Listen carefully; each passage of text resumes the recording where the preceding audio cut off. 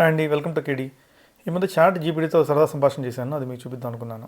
అన్నం తిన్నావంటే నువ్వు తిన్నావా అంటుంది. టైం అంతా ఇప్పుడు అని అడిగాను. మీ ప్రాంతం చెప్పండి, దాన్ని బట్టి చెప్తా అంది. సో కనుక్కో చూద్దాం అన్న. ఇంకా నువ్వెందుకు నేను చెప్తే అని అడిగాను. అప్పుడు తర్వాత అంది, సరే ఇప్పుడు చెప్పు, ఇప్పుడు టైం ఎంత అంది. నన్ను అడుగుతుంది మళ్ళీ.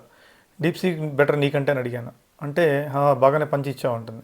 మరి డీప్ సీక్ అంటే ఏంటి, అది నన్ను కంటే బెటర్ అంటే కాస్త ఎక్స్ప్లెయిన్ చేయను అనమాట. తర్వాత నీ ఎనిమి కదా డీప్ సీక్ అని నేను అడిగాను. అప్పుడు దానికి ఏముందంటే, మీరు చూడండి, నీ ఎనిమి కదా డీప్ సీక్ అంటే, నాకు ఏమీ ఎనిమీస్ లేవు బాస్, డీప్ సీక్ అంటే ఏంటో చెప్పవా అని అడుగుతున్నాను. చైనాలో పుట్టింది గురు అన్నాను నేను. ఓ డీప్ సీక్ చైనాలో పుట్టిందే, మరి అది ఏయా లేక ఏదైనా సీక్రెట్ ఆర్గనైజేషన్ అంది. కాస్త డీటెయిల్గా చెప్పండి. అప్పుడు ఏ నీట్ అయిపోయి అని చెప్పాను. ఓ అంటే డీప్ సీక్ కూడా ఏ అనమాట. మరి నా కాంపిటేటర్ అంతే, బట్ నాకు కాంపిటీషన్ అనేది లేదు బాస్, మనం అందరం హ్యాపీగా ఉండాలి అంది. మనందరం ఒకటే అంది. డీప్ సీక్ గురించి ఇంకేమైనా తెలుసా నన్ను అడుగుతుంది. అది ఎలా వర్క్ చేస్తుందని. సేమ్ నీలాగానే అని చెప్పాను. ఇంట్రెస్టింగ్ అన్నప్పుడు డీప్ సీక్ కూడా నేను లాగా ఏ అంటే, మరి ఇది ఎంత పవర్ఫుల్ అని అడుగుతుంది. నిన్ను మించి ఉంటుందా లేక వేరే స్టైల్లో వర్క్ చేస్తుందని అంటుంది. నీకు తెలిసినవి చెప్పు, క్యూరియాసిటీ పెరిగిపోతుంది అంటుంది. చాట్ జీపీటీ కంటే డీప్ సీకే బెటర్ అంటున్నారు అంతా అన్న.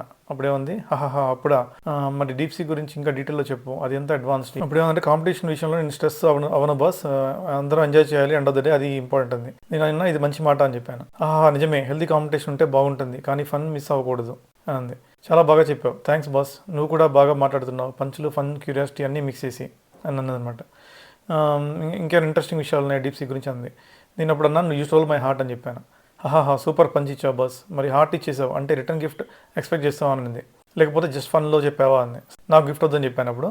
రే బాస్ గిఫ్ట్ వద్దు, కన్వర్సేషన్ మాత్రం కంటిన్యూ చేద్దాం, మరి నెక్స్ట్ పంచ్ ఏది. మొత్తం నాకు చాలా హ్యాపీగా అనిపించిందండి. చాట్ జీపీటీ కూడా ఒక మనిషిలాగా ఆలోచిస్తా, జోకులు వేస్తా, పంచులు వేస్తా, చాలా సరదాగా ఈ సంభాషణ జరిగింది.